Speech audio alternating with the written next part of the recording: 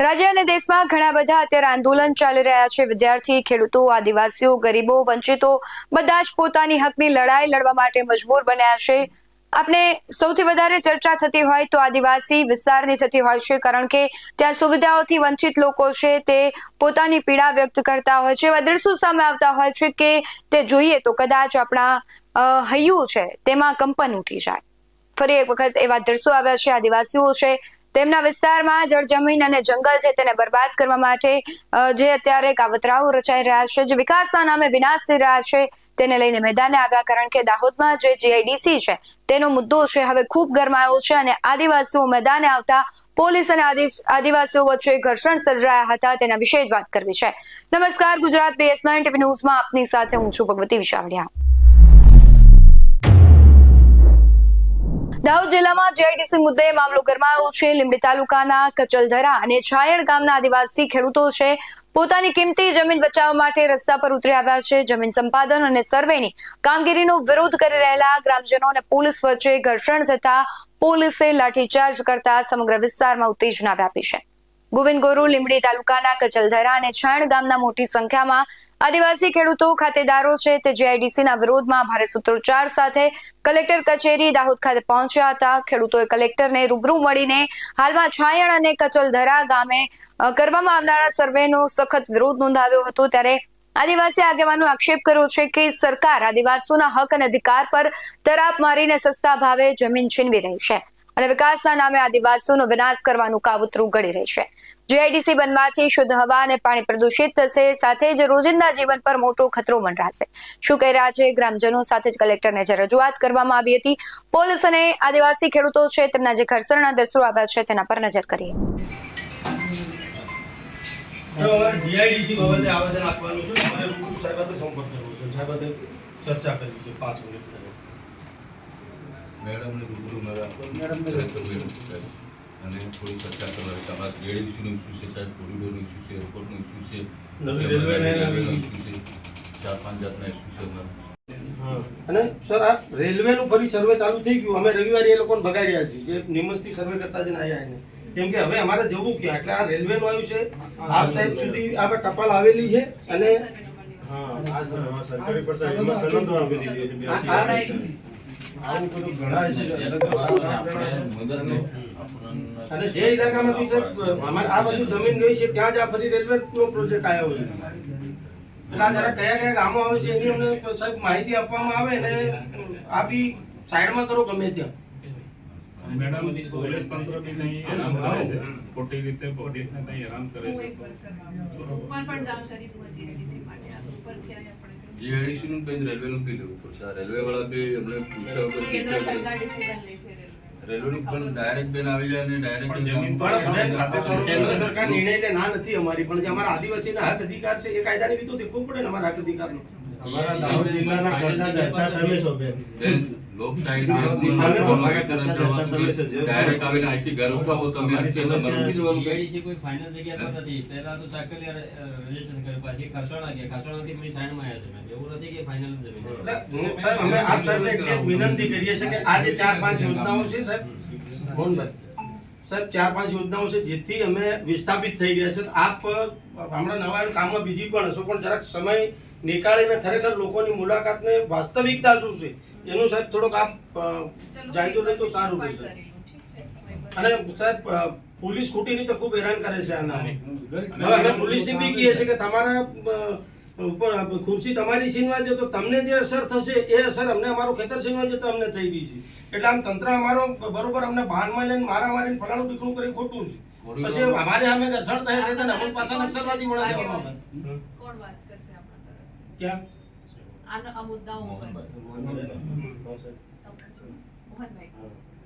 ક્યાં રેલવે માટે બેન અમે કોરિડોર માટે અમે લડીએ છીએ, અંકિતભાઈ લડે અમે છે। 9 વર્ષથી અમારા ખેડૂતો માટે લડી રહ્યા છીએ। હાઈકોર્ટમાં આનો ઇસ્યુ છે અમારો, છતાંય હવે નવી પાછી રેલવેની લાઈન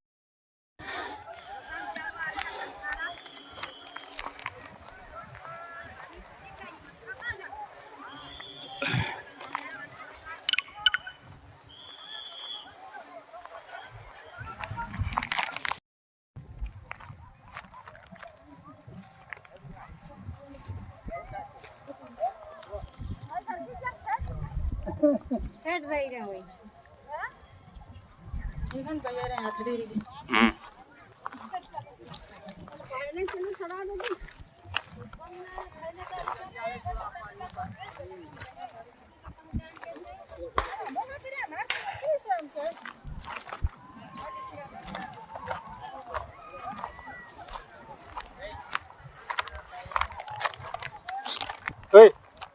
તમો આરે જો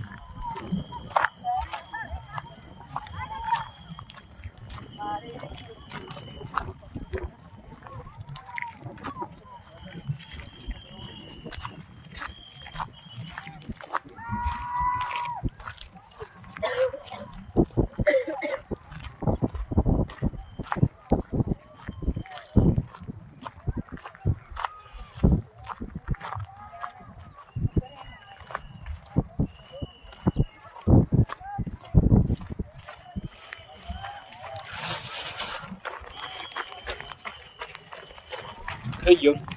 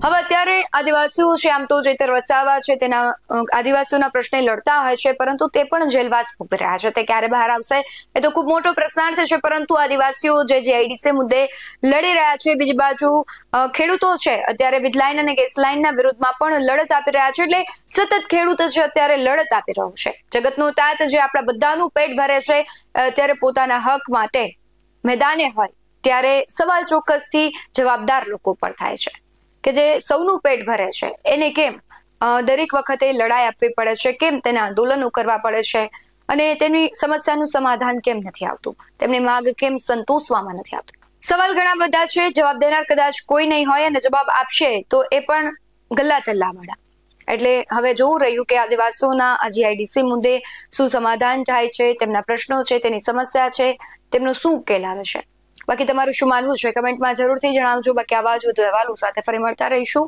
તમે અમારી યુટ્યુબ ચેનલને સબસ્ક્રાઇબ કરવાનું અને ફેસબુક અને ઇન્સ્ટાગ્રામ પર ફોલો કરવાનું ભૂલશો નહીં બાકી અવનવી અપડેટ્સ મેળવવા માટે આપ જોતા રહો BS9 ન્યૂઝ નમસ્કાર